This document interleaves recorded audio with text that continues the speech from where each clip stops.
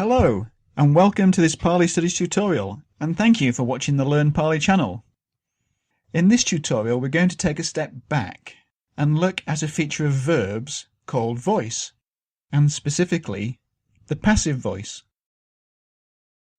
Unfortunately, this tutorial became a little long, and so I've split it into two parts. This first part will explain what the passive voice is, and in part 2 we'll look at how it's formed in the Pali language.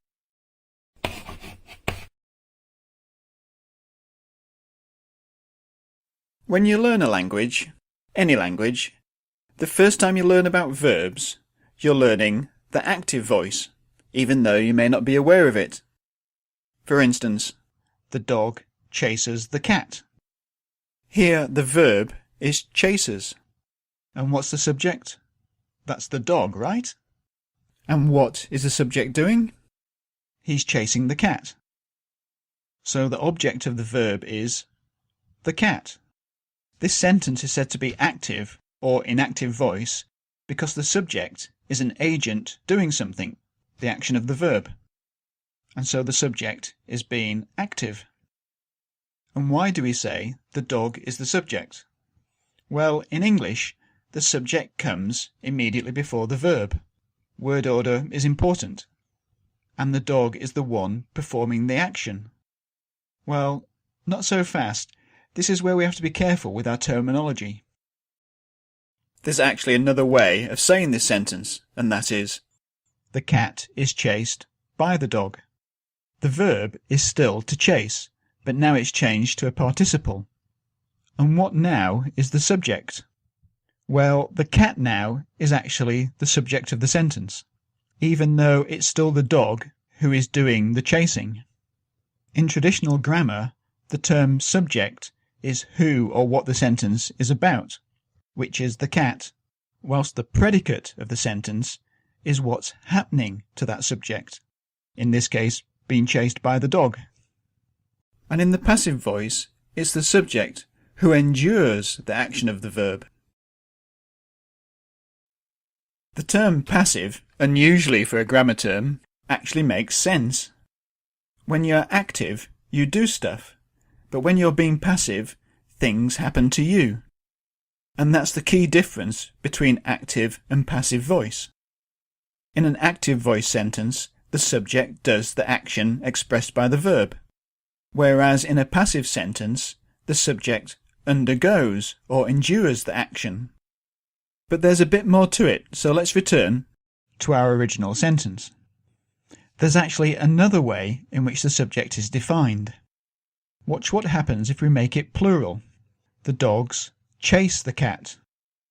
Notice that the verb changes along with the subject. We call this subject-verb agreement, or sometimes concord. This feature is actually much more prominent in Pali, but even in English, the verb agrees with the subject, in number and also in person. For instance, we say, I chase, you chase, but he chases. So we can say that the subject of the sentence is also the noun to which the verb has been made to agree, or the noun which matches the verb in number and person. And whilst we're on this subject, not all verbs require objects. This verb is said to be transitive because the action transfers to an object, and an object is required in order for the verb phrase to be complete. And the predicate part of the sentence must contain a verb, an action or a state of being, in order for the sentence to be about something. But that verb doesn't necessarily require an object. For instance, the dog barks. Here the verb is said to be intransitive because there's no transfer of the action to an object. And other verbs may require more than one object. Thus we can distinguish between direct objects, those acted on directly by the verb and required to complete the verb, and indirect objects, and these are usually people or animals who receive something. So now we can be more precise with our terminology. A sentence, according to traditional grammar, consists of a subject and a predicate. The subject is who or what the sentence is about, and in English this usually comes before the verb, but specifically the subject is the noun with which the verb agrees in person and in number, whilst the predicate consists of a verb which may or may not require objects. And these are actually termed arguments of the verb, and different verbs require different numbers of arguments in order to be complete.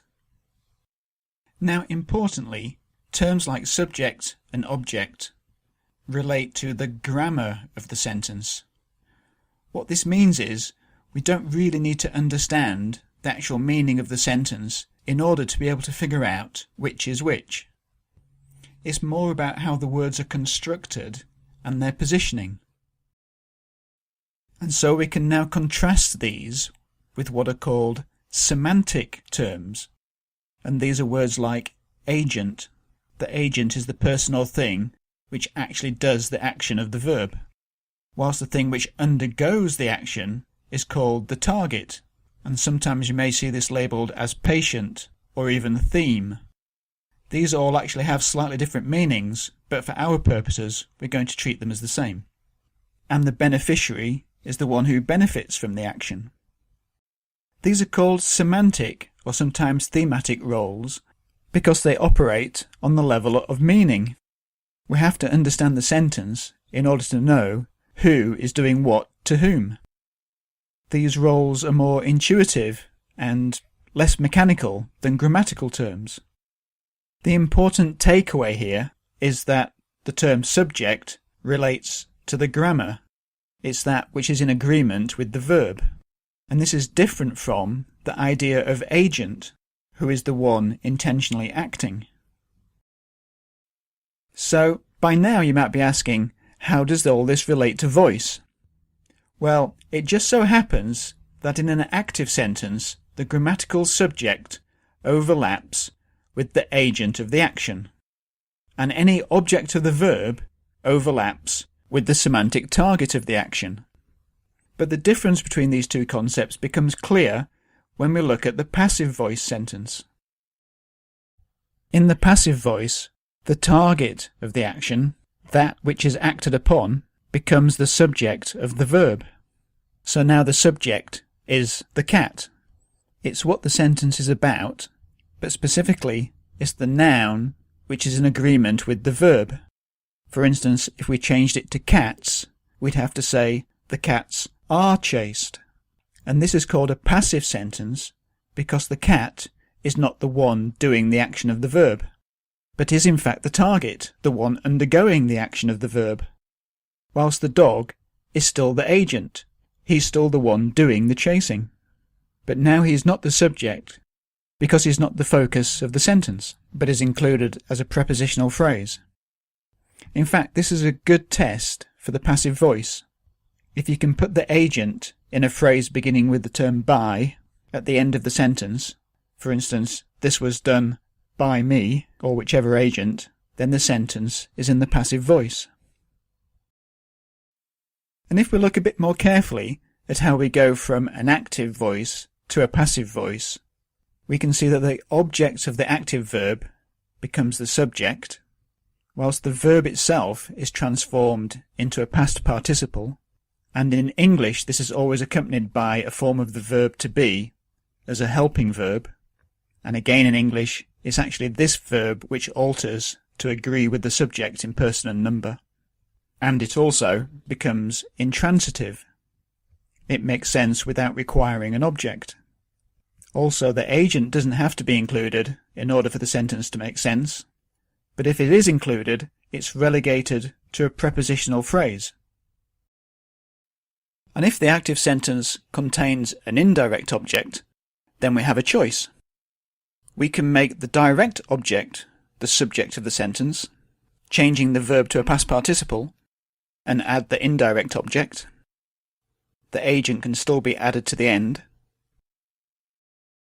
Or we can make the indirect object the subject of the sentence. In this case, we have to change the pronoun from its objective form to its subjective form, so me becomes I, and the auxiliary verb to be must change to agree with this subject in both person and number, and to this then we add the direct object, and again the agent can be added to the end.